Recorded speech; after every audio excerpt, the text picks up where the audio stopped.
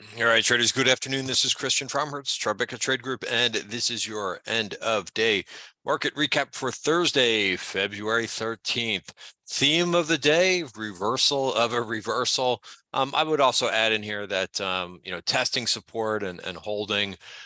Risk disclaimer in front of you. Everything that we're going through is for information purposes only, not giving any advice or recommendations. Everything that we're going through is for information purposes only. If you want to add another theme of the day, I would say, pressure off of bonds. Bonds have now been up 2 days in a row, I believe. Let me check that for you, and I'll give you the percentages in terms of what we've seen in TLT. Yeah, I mean, that kind of reverses what we saw, just about reverses what we saw on Tuesday with, bonds selling off pretty hard, down about 2% on Tuesday. Last couple days, we've come back here. So, I'm going to talk about bonds first, just like I did in yesterday's video, because, I really think, and I've actually heard more people kind of pick up on this too, just talk about the pressure that that higher yields applies to the equity market. And, there are models that kind of say, hey, if yields are going higher, they're basically going to, sell stocks if that happens. But, so here we are in terms of TLT. We could look at 30-year bond futures as well, but we did kind of mark the spot here with this virgin point of control.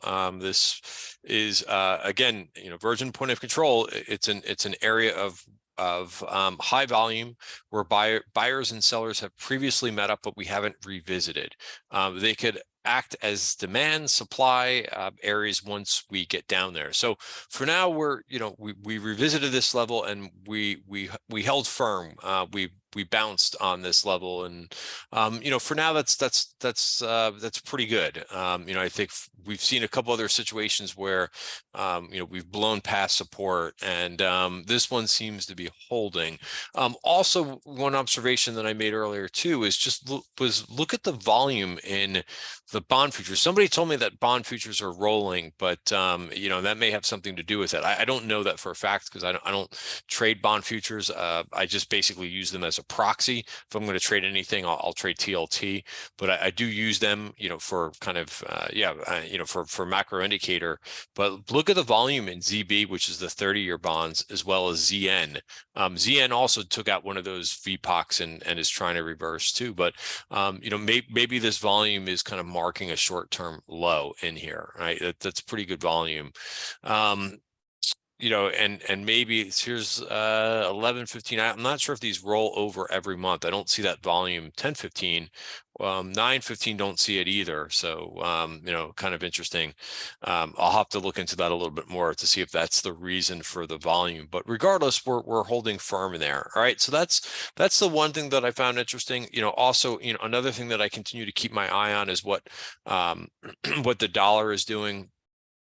Also, we took out an upside VPOC that was yesterday. I don't know if I talked about that in yesterday's video, but again, that's an area for, that's an overhead supply area. So that's an area that could see some digestion in there as well, or possible fade. All right. And I've highlighted that level now a few times on Twitter.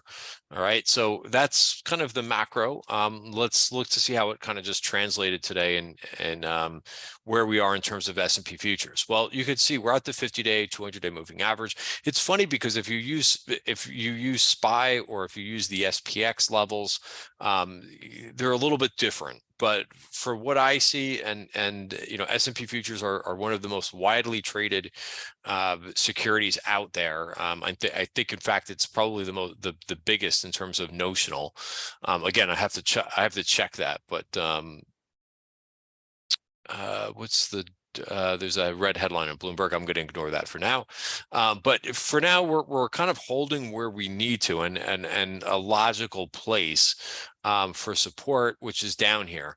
Are we seeing any major conviction here? No, I mean, we're still below these short-term moving averages, right? So I've got the 5 and the 20 along with the longer term. So we're kind of caught in the middle in here. And, it looks like we're looking for some resolution, right? In terms of, maybe new data, maybe, something new from the Fed.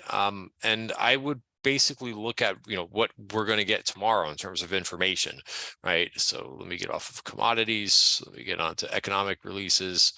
Let me make sure this is saved for some reason. But tomorrow you've got another gauge of inflation. It's the PCE deflator. I've talked about this now in a couple of these end of day videos, that I think that, I think that the PCE deflator could potentially be, bigger than what everybody's talking about, the Fed minutes. Because why? One of the things that we heard from Powell in his last speeches is that the Fed wants to be data dependent. So, they're going to either ramp up interest rate hikes or tone them down based on what inflation is going to do, right? He said it, not me. I'm just kind of, maybe I'm drawing the conclusion that this is why the data is more important. So we have that data tomorrow.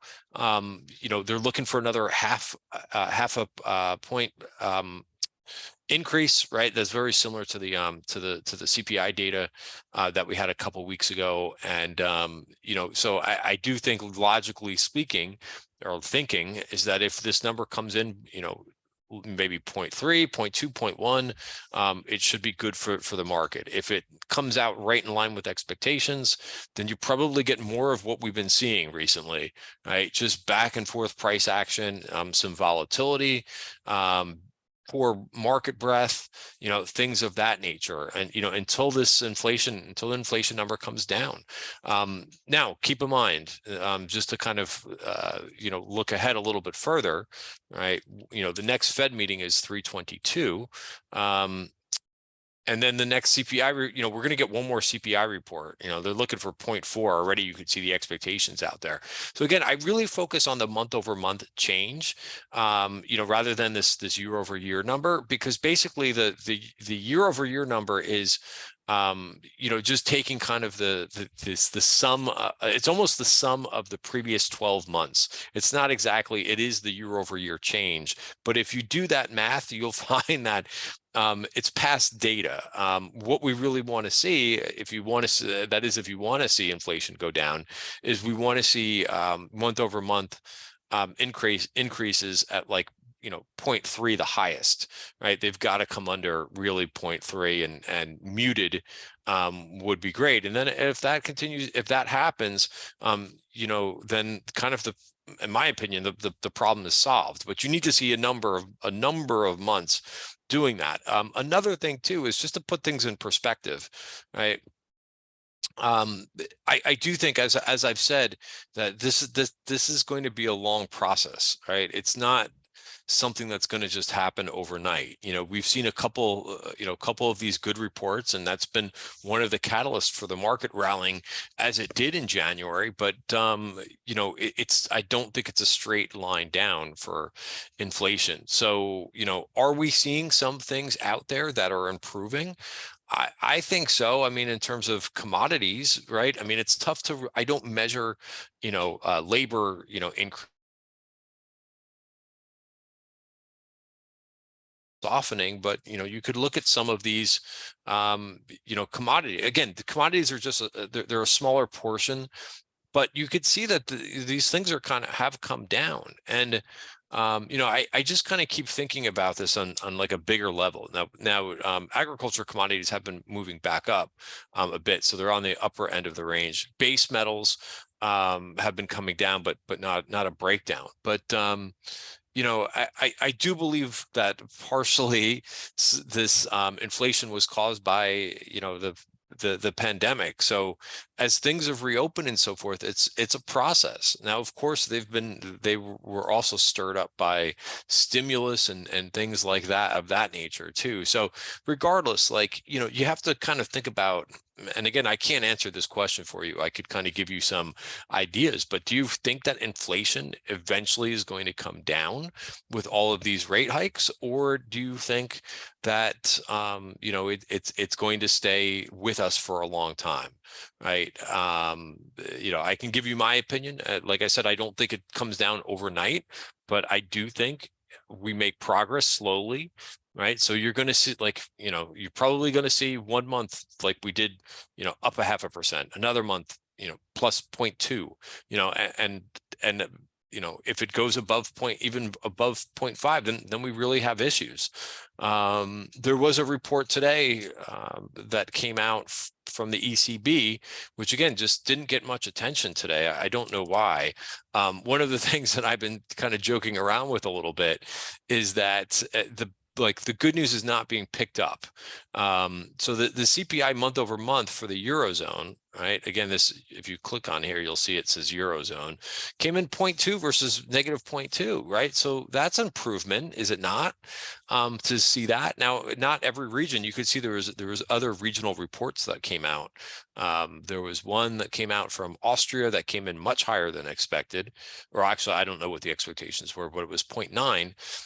But the overall Eurozone month over month CPI report came in muted, right? Now, tomorrow, I guess they get a PPI report too. So in any event, I'll go back to equities, but just to kind of, I really think that these things are kind of impacting in a big way what the appetite for equities here, right? You've heard a lot. I've seen a lot of people make an argument that why even be in equities when you can get an interest rate when you can get an interest rate so high. That's a very valid point, and I do think if you look at the biggest inflow of this of the last week, it's going into short-term treasuries, right? So if you want to look, like, this is one ETF where we can look at the outstanding shares of this, right? This is the ETF that's seen the biggest inflows this week, for example. Let me just make this a line. Oh, so that you can see it a little bit better, but that's the flows going in, right? If you want to look at more than 1 year, you could look at it this way too. So yes, people are taking advantage of that, right? And taking money out of some riskier areas of the market, and I think that's part of the selling pressure that we have seen. People are taking advantage of getting that yield. Now, again, will it stay that way forever? Will you be able to get T-bills at this high of a rate for a long time? We don't know that. That's going to be based on inflation, right? So again, it's a little bit circular, but for now, people are taking advantage, right, of getting that yield. So turning back to here and today's price action, just a little bit all over the place, right? I mean, right now, when we're bid up like this pre-market, it's just a case where everybody wants to take profits and people want to fade the move. And this is very similar to what we saw in 2022. Whenever the market was up going into the open, it would have a similar type of move, not exact, but similar type of profit-taking move. Now, what's a little bit different, now you could argue that we're seeing some differences, right? I was surprised that we came back the way that we did, right? I thought we were going to not really be able to make it into the value area, but so I don't have the reason for that other than perhaps people don't really want to press to the short side ahead of that inflation data report tomorrow. That's the major thing that I can think of for now, and we'll just kind of see how that works. It was the same thing for that minutes report that we saw on Wednesday, right? There was a move into that. Perhaps the shorts just didn't want to be. Here's the move into the minutes, and there it's kind of the shorts reasserting themselves. Right now, no, I don't think so. All right, let's go back. Here's something else that I was showing. You could see I've got on the 1 hour time frame. I kind of thought that we might have an inverted type head and shoulders. Like, forget about this move here for a second, but left shoulder, head, right shoulder, and we started to get above that. And we just are not ready to go higher at this point. And again, I think it will come down to some data that we're going to see, and whether the Fed is going to kind of back off a little bit, right? That's just the world that we're in right now. So you could see you've got this. We're right back to this kind of neckline of an inverted. Now it's more distorted than that. Maybe you could draw maybe you could draw a trend line in here like this at this point, which Thinkorswim is not allowing me to do. There we go. maybe you could draw something like that in there and say, okay, watch that range. It could be that, that this is like a bear pennant type position, even though it looks a little backwards to me. But, this was not a big enough move to say that that you can kind of hang if you're a bull, that you can hang your hat on that. All right, still below the 5-period moving average and the 20-day moving average. All right, so that's mainly what I see. NASDAQ is going to look different because we did not break the value area for February. It's again showing some more strength. Again, it's still below those short-term moving averages and above the longer term 200. So we're just kind of caught in the middle, no man's land. No women's land, you could call whatever you want in here, but we need to see some type of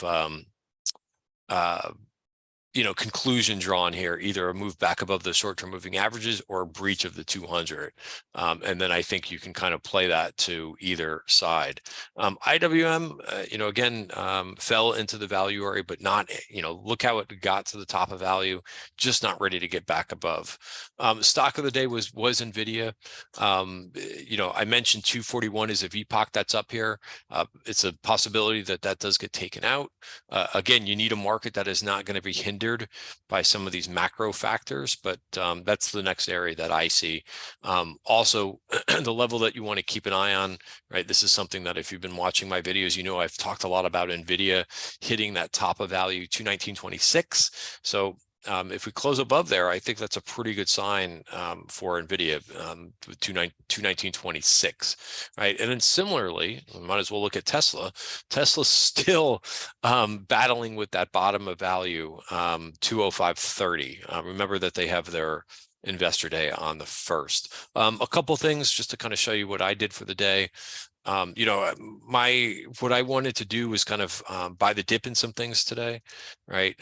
Some earnings names. So here's what the weekly bar looks like for analog devices. I bought this one today. I was able to kind of take one small target in. Again, I feel comfortable right now with this market.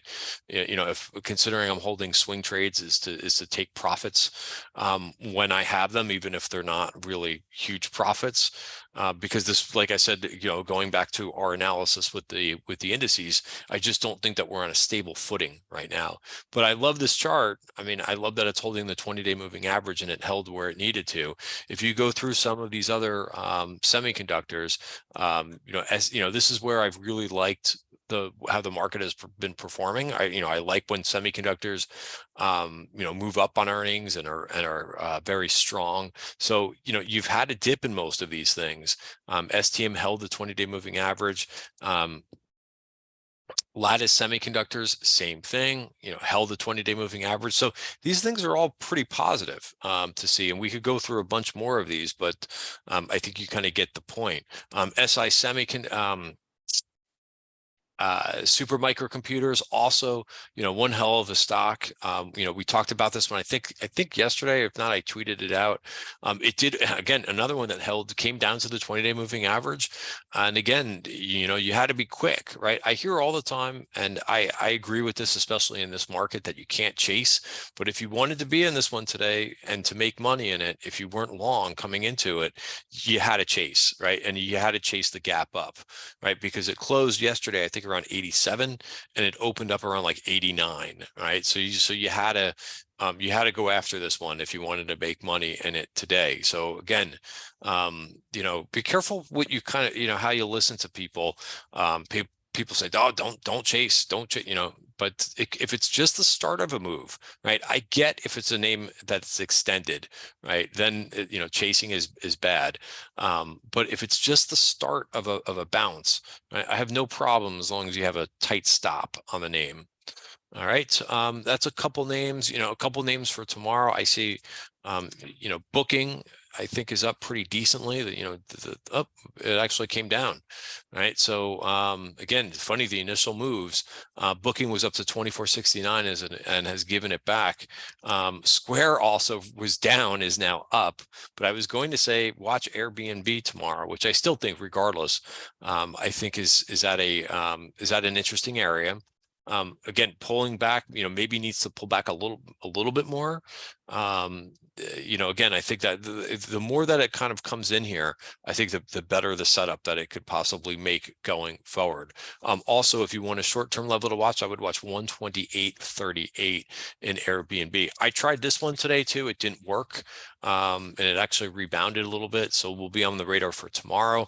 Again, very similar looking setup to that Airbnb that I just showed, but really nice move up on earnings, and not quite down enough to the 20-day moving average. Perhaps just needs more time, right? Sometimes, again, these things need to breathe a little bit like a nice fine wine. So those are a couple of names to kind of watch for tomorrow, and we'll talk more about in the pre-market session tomorrow at Tribeca Trade Group regarding the PCE number, and we'll have a plan of attack regardless of direction in terms of how that number comes out for tomorrow. Guys, have a great night, and I'll see you tomorrow.